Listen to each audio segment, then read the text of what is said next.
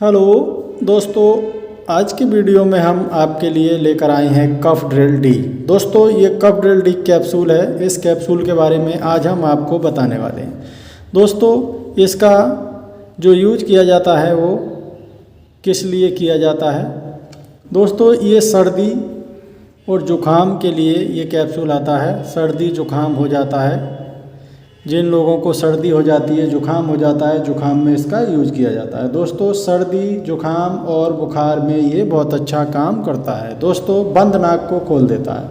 दोस्तों, जिनकी नाक बंद हो जाती है सर्दी के कारण और सांस आना कम हो जाती है, दिक्कत होती है सांस लेने में, नाक की नसें बंद हो जाती हैं और सर दर्द हो जाता है। दोस्तों, सिर दर्द में ये बहुत अच्छा काम करता है।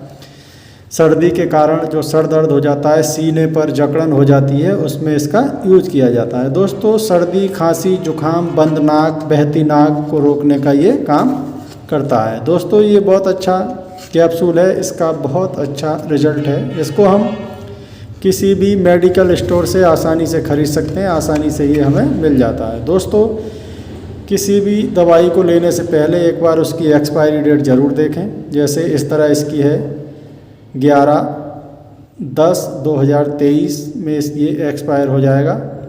और दोस्तों, इसकी जो MFG डेट है वो है 11/2021।